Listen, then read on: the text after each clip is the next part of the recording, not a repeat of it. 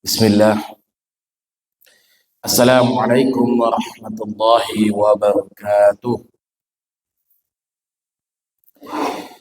Innal hamdalillah nahmaduhu wa nasta'inuhu wa nastaghfiruh wa na'udzu billahi min shururi anfusina wa sayyiati a'malina. May yahdihillahu fala mudilla lahu wa may yudlil fala hadiya lahu. أشهد أن لا إله إلا الله وحده لا شريك له وأشهد أن محمدا عبده ورسوله. اللهم صل على محمد وعلى آله وصحبه أجمعين. أما بعد. Bapak Ibu kaum muslimin dan muslimat, jemaah salat subuh, senantiasa semoga kita semua selalu mendapatkan rahmat dan ampunan Allah Subhanahu wa taala. Alhamdulillah, subuh ini dengan takdir Allah kembali kita dipertemukan Allah Subhanahu wa taala di dalam majelis ilmu ini, majelis yang sangat dicintai Allah Subhanahu wa taala. Man kharaja fi talabul ilmi wa fi sabilillahi hatta yarji. Barang siapa yang keluar, kata Nabi, dari rumahnya datang ke majelis ilmu, maka orang tersebut mendapatkan pahala sebagaimana pahala orang yang sedang berjihad di jalan Allah sampai dia kembali. Mudah-mudahan ibu-ibu, bapak-bapak, hampir setiap subuh kita duduk di masjid ini, sehabis salat subuh kita ta'lim wa ta'lum. Mudah-mudahan pahala jihad itu, walaupun kita tidak ikut berperang sebagaimana zaman Rasulullah, sebagaimana kaum muslimin yang ada di Palestina, kaum muslimin yang ada di Rohingya, tapi pahala itu diberikan Allah kepada kita karena kemuliaan majelis ini. Kita selalu hadir dalam majelis ilmu. Salawat dan salam tercurah kepada baginda Nabi sallallahu alaihi wasallam. Allahumma shalli ala Muhammad wa ala ali. Ibu-ibu dan bapak-bapak jamaah yang dirahmati Allah. Setiap kita sebagai manusia pasti menginginkan kita ini adalah menjadi insan yang terbaik. Tidak ada satupun manusia di muka bumi ini yang tidak ingin dirinya menjadi orang yang tidak baik. Pasti seluruh kita ingin menjadi orang baik. Dan ingin menjadi orang baik itu ibu-ibu dan bapak-bapak.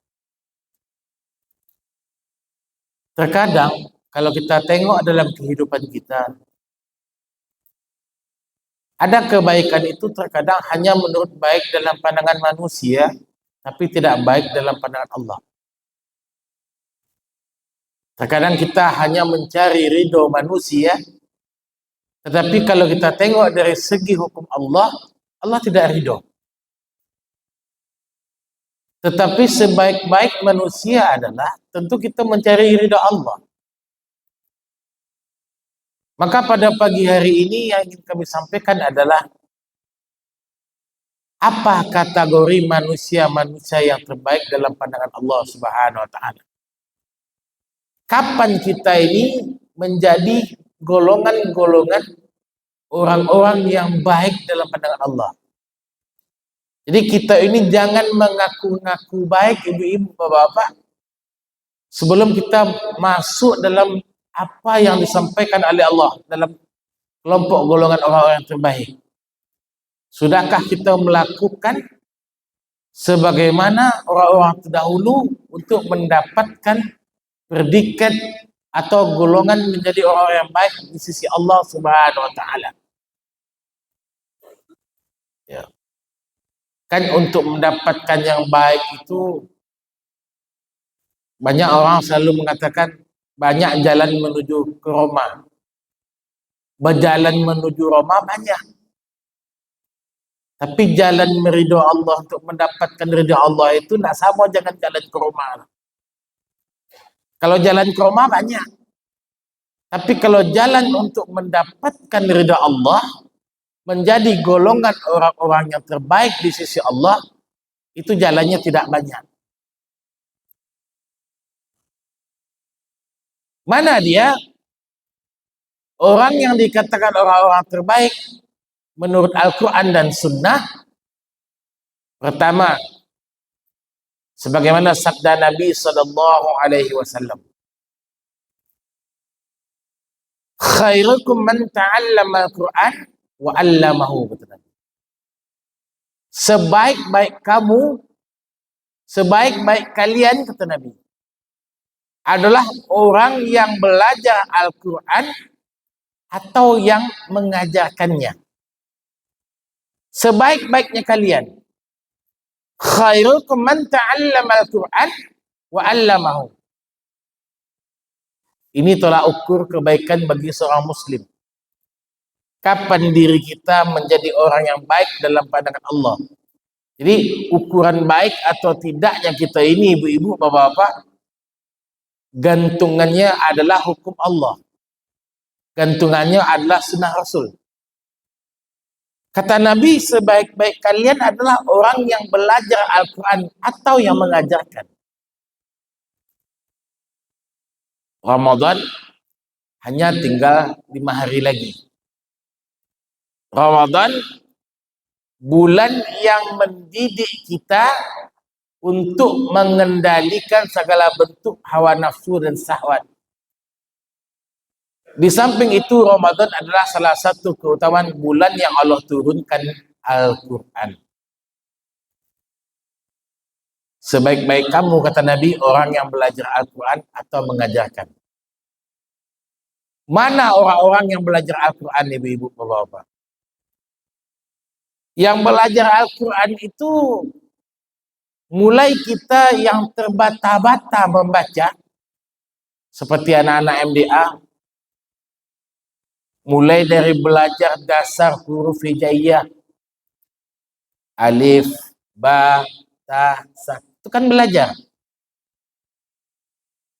Sampai membaca hukum tajwid, sampai membaca murotal, sampai membaca ilmu tafsir, dan macam-macam.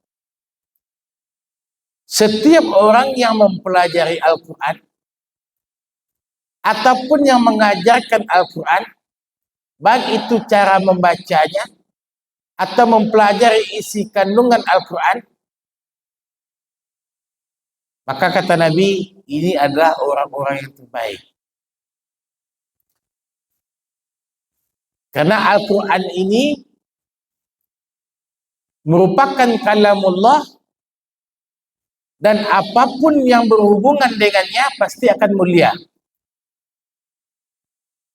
Bulan ini menjadi mulia, Ramadan itu mulia karena di dalamnya Allah turunkan Al-Quran. Seseorang akan mulia kalau hari-harinya dia hidup dengan Al-Quran. Dia menghafal Al-Quran, dia mempelajari Al-Quran, dia mentadaburkan Al-Quran, dan dia mengamalkan Al-Quran. Ramadan inilah ibu-ibu, bapak-bapak, tarbiyah untuk mendidik kita menjadi orang yang terbaik. Memotivasi diri, mendisiplinkan diri kita untuk beriman kepada kitabullah, dzalikal kitabu la raiba fihi hudal lil muttaqin. Karena dalam kehidupan kita hari ini sebagai umat Islam, Al-Quran ini hanya sekadar, mohon maaf, Al-Quran ini kadang hanya sebagai pelepas tanya saja dalam kehidupan kita. Seharusnya Al-Quran ini kalau memang ingin menjadi orang terbaik, tidak hanya dibaca saja. Minimal di rumah kita punya satu Al-Quran khusus tafsir, satu Al-Quran, mushaf Al-Quran yang memiliki terjemahan. Kalau memang betul-betul kita ingin menjadi orang yang terbaik. Setiap hari harus dibaca, setiap hari harus dipelajari. Karena ini adalah salah satu rukun iman. Meyakinkan diri kita bahwasanya dengan kitabullah, dengan Al-Quran, kita pasti akan selamat oleh Allah Subhanahu wa Ta'ala. Ini golongan yang pertama, menjadi golongan orang yang terbaik. Tapi kalau kita masih jauh dari Al-Quran, ibu-ibu, bapak-bapak, belum bisa kita mengatakan diri kita ini orang terbaik. Karena Al-Quran ini adalah pedoman dalam kehidupan kita. Landasan, pedoman dalam kehidupan. Segala bentuk sesuatu tolak ukur baik dalam menjalankan kehidupan ini, dunia dan akhirat, kebaikan itu, aturan itu adalah Al-Quran. Bukan akal manusia. Akal kita mengikuti kalamullah. Wajib kita mengikuti apa yang Allah katakan di dalam Al-Quran, sekalipun menurut akal tidak masuk akal. Tapi diyakini dengan iman bahwasanya Al-Quran itu adalah hudal linnas, petunjuk bagi manusia. Maka kalau kita mempelajarinya, kita menjadi golongan orang yang terbaik. Yang kedua, ibu-ibu, bapak-bapak, jamaah dirahmati Allah Subhanahu wa Ta'ala. Kapan kita menjadi golongan orang-orang yang terbaik di hadapan Allah? Golongan orang-orang yang terbaik ini pernah Allah mengatakan di dalam Al-Quran, yaitu tentang sahabat Rasulullah, yang mungkin sudah berulang-ulang disampaikan oleh para ulama. Di dalam tausiah-tausiah, para ulama sering menyampaikan bahwasanya sahabat-sahabat Rasulullah, Allah pernah menurunkan ayat kuntum khairu ummatin ukhrijat linnas. Kalian adalah umat yang terbaik. Sahabat-sahabat Rasulullah ini Allah katakan di dalam Al-Quran, kalian adalah umat yang terbaik. Mengapa sahabat-sahabat itu dikatakan umat yang terbaik? Tentu dikaji, ibu-ibu, bapak-bapak. Mengapa sahabat dikatakan umat yang terbaik yang dikeluarkan untuk manusia? Oh, ternyata sahabat itu dia memiliki kerja. Ada sebuah perbuatan yang dilakukan oleh para sahabat yang diajarkan oleh Nabi, sehingga membuat Allah ridho kepada mereka. Apa itu? Dijelaskan di dalam ayat tersebut.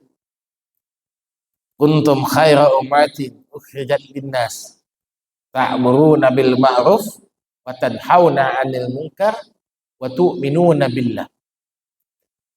Kalian adalah orang yang terbaik. Kalian adalah sebaik-baik umat, kata Allah, yang dikeluarkan untuk manusia,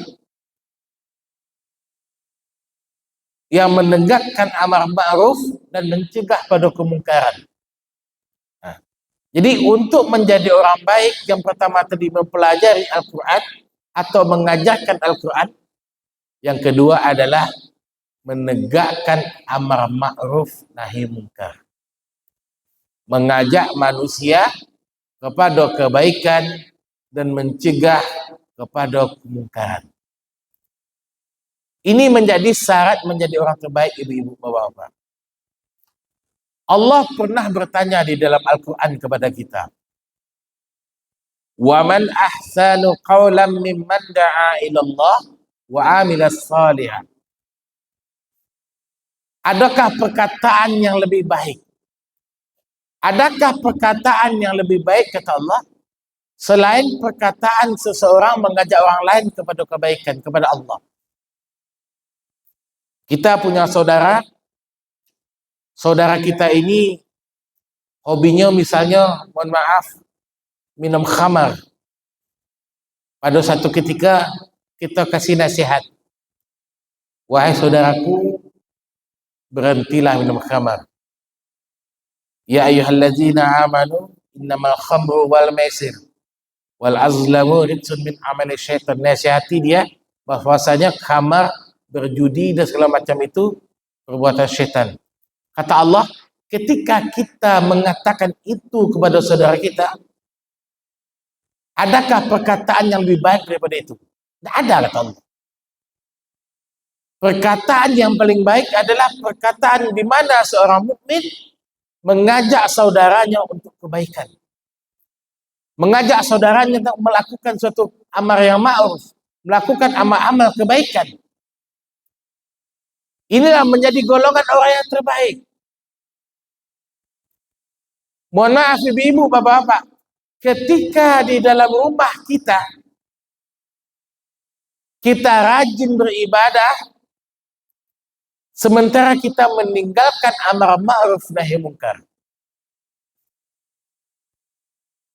maka rumah kita salah satu rumah yang tidak sukses. Tugas kita sebagai orang yang sudah diberi hidayah, wajib ibu-ibu bapak-bapak mengingatkan, mengajak. Tugas kita mengajak, bukan memaksa. La ikraha fiddin, tidak ada paksaan dalam agama ini kepada siapapun.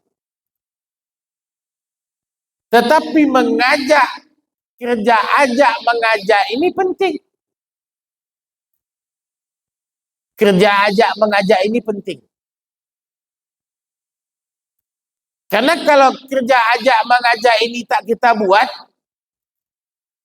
maka agama ini tidak akan mau berkembang. Islam ini ibu-ibu berkembang bukan dengan cara diiklankan. Seperti orang jualan di televisi. Seperti seorang produk artis menjual produk di TV, diiklankan, beli ini. Enggak. Islam ini jaya, agama ini maju, baik dalam rumah tangga kita, baik dalam kehidupan masyarakat kita, harus dengan cara dakwah, dengan cara ajak, mengajak kepada kebaikan. Muazin berdakwah dengan azannya, langsung mengajak manusia kepada hayya 'alas shalah, hayya 'alal falah. Berdakwah, diajak. Pemimpin berdakwah dengan penanya, dengan kebijakannya yang bermanfaat bagi umat atau bagi masyarakat. Jangan sampai pemimpin membuat sebuah kebijakan mencederai masyarakatnya atau menjatuhkan kepada kebinasaan. Ajak masyarakatnya kepada yang ma'ruf.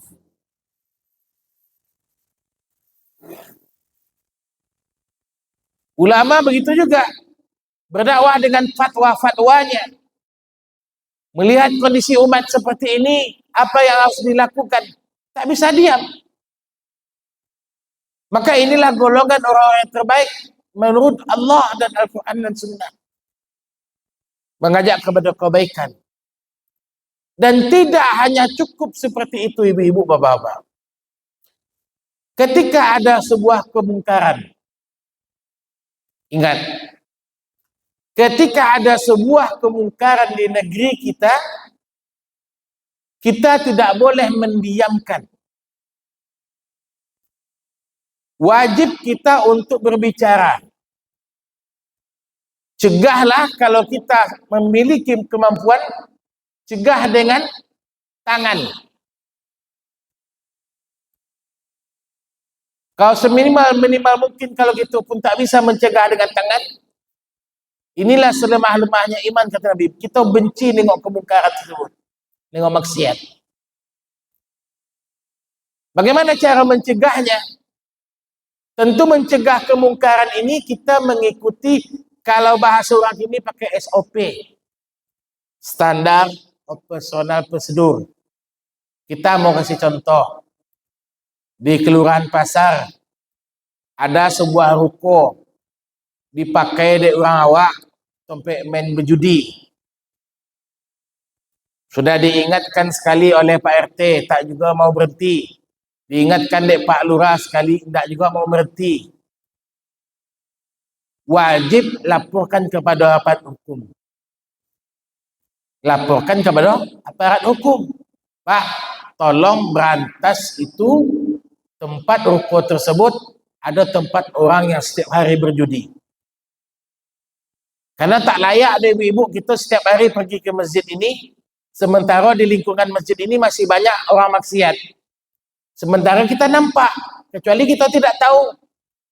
Kalau kita tidak tahu, itu lain hal. Tapi kalau kita nampak, kita ke masjid, kita jalan ke masjid, orang berjudi nampak sama kita. Kita pergi ke masjid, jalan menuju masjid, ada orang madu ayam. Ada orang jual nomor segala macam. Dan ini wajib kita sampaikan kepada aparat hukum. Kalau itu memang untuk memperbaiki akhlak kita di lingkungan kehidupan kita ini. Kalau kita membiarkan, nanti maksiat itu lama-lama akan berimbas kepada diri kita dan berimbas kepada lingkungan kita. Yang awalnya kita tengok biasa-biasa saja, lama-kelamaan nanti hati kita akan senang dengan maksiat tersebut. Kita menjadi senang dengan maksiat ini. Kalau sekarang kan sedang marak ini. Sedang marak, mohon maaf, banyak rumah-rumah wanita-wanita yang tinggal-tinggal di negeri kita ini, di kota Teluk Kuantan ini, yang online, yang mangkal-mangkal di pasar, yang mangkal-mangkal di taman jalur, baik itu bencong, banci dan segala macamnya. Kalau negeri kita ini mau baik, ini tanggung jawab kita semua. Yang paling utama yang bertanggung jawab itu adalah pemerintah, penegak hukum, dan kita sebagai orang masjid ingatkan. Jangan ini dibiarkan. Jangan dibiarkan. Apalagi pengaduan masyarakat seperti taman jalur itu, malam minggu kinilah banyak LGBT berkeliaran, bencong-bencong. Itu penyakit. Perbuatan yang sangat dilaknat oleh Allah, penyakit kaum Nabi Lut. Itu terang-terangan saja. Bahkan mereka sudah bikin komunitas voli dan segala macamnya. Dan ini harus diberantas, Pak. Tidak bisa kita senang dengan akhlak perbuatan seperti itu. Perbuatan LGBT salah satu perbuatan yang akan mendatangkan musibah ke negeri kita. Jangan anggap enteng bencong-bencong tuh. Ketawa-ketawa kita nengok bencong menari, nengok bencong berkayat, nengok bencong berandai. Itu mendatangkan musibah. Hari ini mereka menjadi LGBT, jangan-jangan 1 tahun, 2 tahun ke depan, anak-anak kita menjadi LGBT karena akibat itu. Karena kalau kita biarkan seperti itu dia, maka menjadi orang yang terbaik, cegah. Bagaimana dengan cara apa? Bagaimanapun caranya, segala bentuk kemaksiatan itu harus tidak ada di lingkungan kita. Makanya dengan cara minimal kita laporkan kepada penegak hukum, kita laporkan kepada Satpol PP bahwasanya penyakit-penyakit seperti ini harus sudah tidak ada lagi di negeri kita. Mudah-mudahan ibu-ibu, bapak-bapak, jemaah dirahmati Allah, 2 poin yang saya sampaikan ini bisa kita ikhtiarkan dalam kehidupan kita. Semoga kita menjadi orang-orang yang terbaik di hadapan Allah Subhanahu wa taala. Subhanakallahumma wa bihamdika asyhadu an la ilaha illa anta astaghfiruka wa atubu ilaik. Assalamualaikum warahmatullahi wabarakatuh.